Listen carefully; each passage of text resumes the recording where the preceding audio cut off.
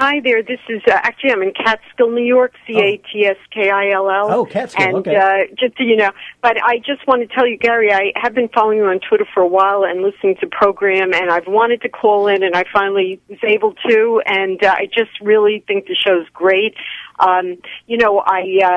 Ed too, I really enjoy whenever he calls in, so I'm glad he's on when I'm calling, Yeah. But well, now we've got Jenny and Walter. It's just really, this is the one show I listen to, and I think, isn't it great with the internet that you can get, I feel familiar with your state somewhat, and some of the people like Jenny and Walter and all. It's really, really nice to have that connection. I never thought I would, you know?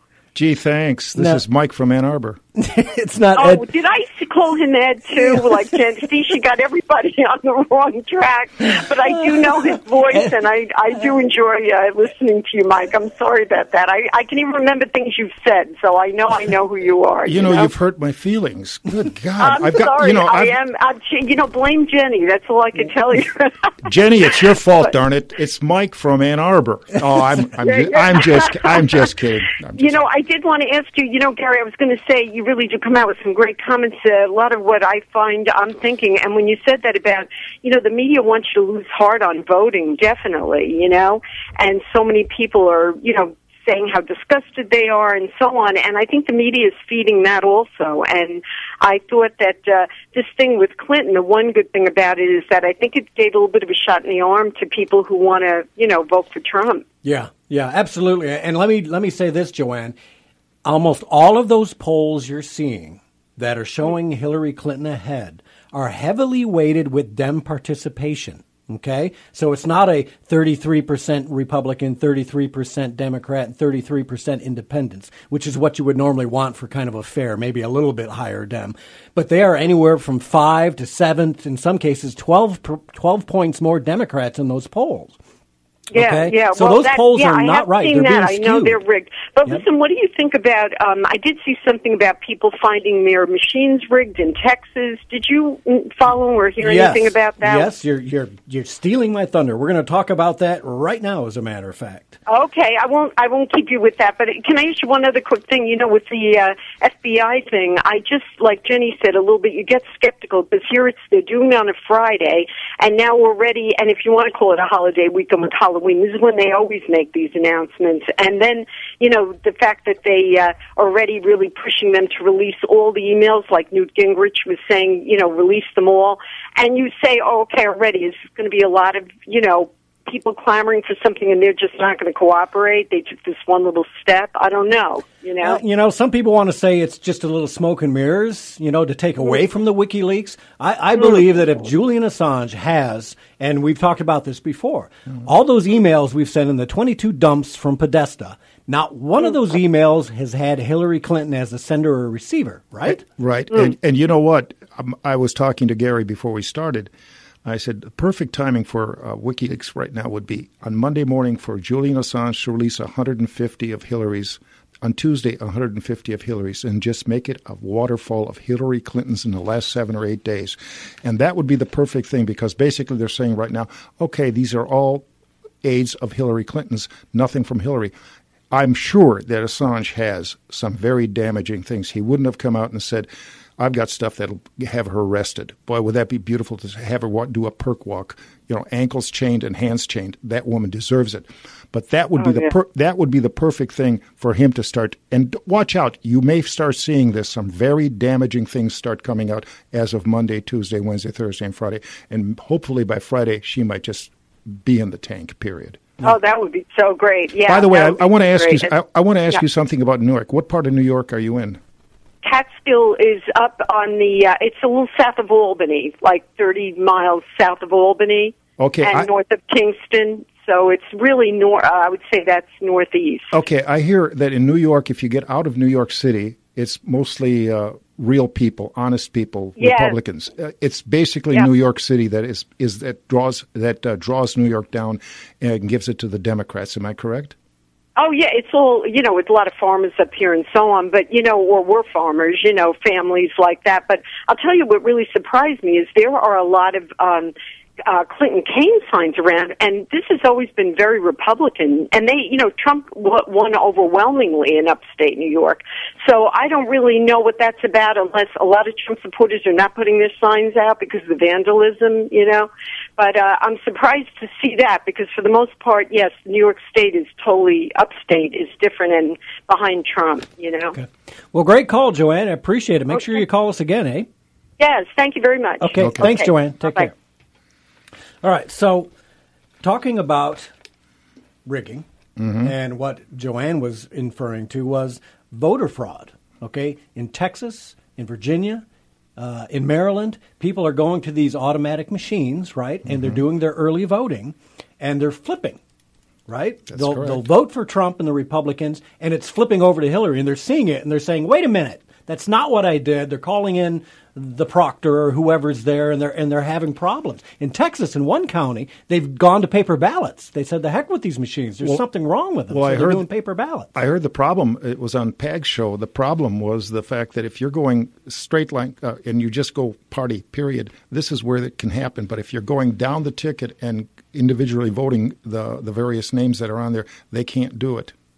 So, in other words, if you're going straight ticket, they can flip it. Yeah. There's even a picture in Twitter of a guy's ballot in Portland, Oregon. It didn't have Trump, Republican, Trump, Pence. It had Clinton, Kaine, and then a second Clinton, Kaine. So, come on. There's something odd going on. These aren't just onesie-twosies, right? Oh, come on, Gary. This is a Democratic Party. For God's sakes, let's grow up. This is Chicago all over the United States. Well, period. that's exactly right. Now let's talk about dead people voting, because we all know 100% of dead people vote Democratic. Exactly. Derek, you got track one ready? This is down in Maryland, a report from a local reporting station that decided to look at dead people voting. Run it, Derek. Trump has said that the election is rigged. There are allegations of illegal voters and questions about the legitimacy of our election process. So we dug deep into voting records to see if there is any truth to that claim and found ballots being cast in some cases for voters who were dead for a decade.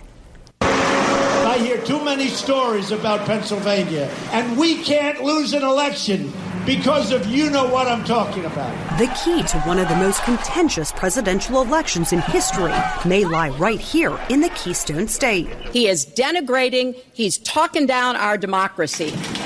So Action News took on the task of digging through decades of election and death records. How about the next three? And some of what we found was stunning.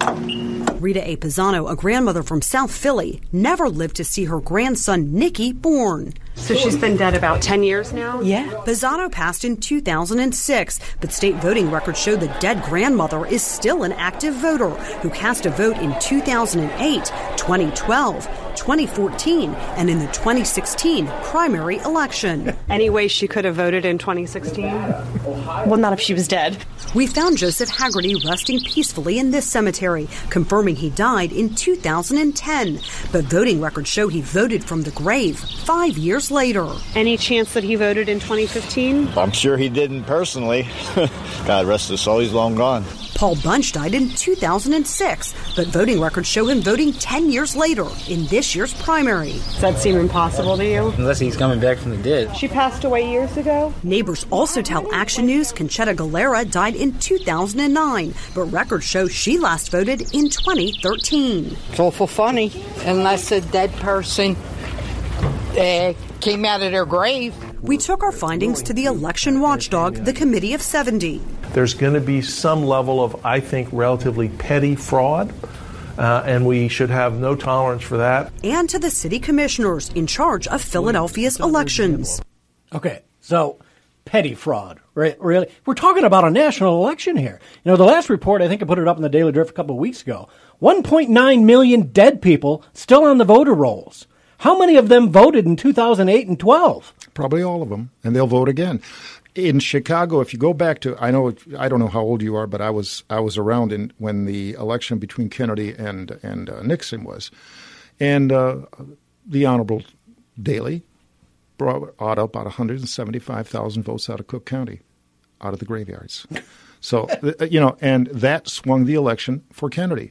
I wouldn't be surprised, for instance, here in the state of Michigan. Most of Michigan is going to go Republican. with the exception of Wayne County, eastern Washtenaw County, Ann Arbor, and maybe a few other little places. But I can tell you something right now. You go into the graveyards in Detroit, and every darn grave is going to vote, and they're going to vote Democratic. Yeah, it's crazy, isn't it? Let's take a call from Joe in Wyandotte. Joe, welcome to the show. Hello. Oh, I guess I got the wrong one. That's Lemon. Go ahead. Yeah, this is Lemon. Yep. You know, I really enjoy that. That's what you're talking about is absolutely fantastic and needs to be discussed. Another thing going on in the background, though, that we haven't heard a whole lot about is Loretta Lynch, how she's refusing to answer the questions from Congress. Man, you guys ransom money to Iran and all that. You guys are just jumping ahead of the game here, aren't you? Yes, we're going to talk about that. I think Derek might have emailed the script that you've got to everybody that listens, for God's sake. You guys are reading my mind. That's good, Lemon, though. And Lemon, let me give you a plug. You're Tom Bellinger. You're running for Northfield Township trustee. So that's correct. Since I got you here, take 30 seconds. Tell people why you're running. Oh, I'm running, pretty much to hopefully try our best to protect liberty and definitely to pay attention to where the tax dollars are being spent. That's my two biggest things. Okay. Yeah, and that's in Northfield Township. So good luck to you. You have my support. I gave you an endorsement. Well, I thank you, Gary. Yeah. Anything else you want to talk about? We'll get to Loretta in a minute here. Okay, well, I'm glad you're going to hit that because that's kind of, a lot of people are not discussing that, and that's rather important as well. But this whole voter fraud is just, wow. We really see if we can get a handle on that. Keep your eyes on the polls, folks. When you're there doing your vote, keep your eye for the mysterious figures doing something shady. That's all I can say. All right. Thanks, Ton. Well, we don't have to worry. Thank you, Gary. Take care. Keep up good work. Thank you. All right. You know, we don't really have to worry about voter fraud. We're going to have about 3,000 foreign officials coming to this country from places like Zimbabwe, South Africa, Kenya, Uganda to monitor our election for us. I put it up on the Daily Drift earlier this week. I think there was 13 or 17 states that have forbid international observers. I mean, can you imagine? Can you imagine Robert Mugabe coming in and telling us that our election is fraudulent if Donald Trump happens to win? Mugabe of all people. Yeah, exactly. Let's take a call from Joe on line 2. Joe, welcome to the show. Hey, thanks. I was calling about the emails, but briefly on the voter fraud thing. The Democrats rammed through, and Bill Clinton signed, you'll remember, the motor voter law, which allows them in every Democrat-controlled area to let illegal immigrants, when getting their license, to just automatically be put on the voter rolls so they can illegally vote.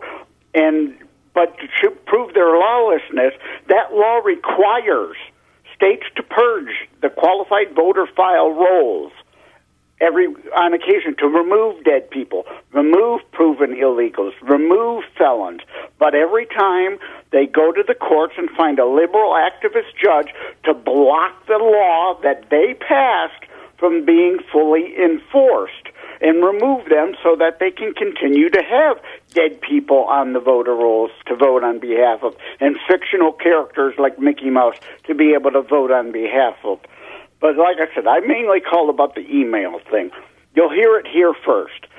Watch this next week. There will be a legal briefing filed against the FBI under the guise of the warrant, the scope of the warrant. Any emails found on those computers have nothing to do with Anthony Weiner's pedophile sexting of underage girls, and they will want them deemed inadmissible evidence, and it dismissed. Well, there's one problem with this. Huma Abedin used that laptop, used that computer. She was an employee of the State Department. She was the assistant to Hillary Clinton.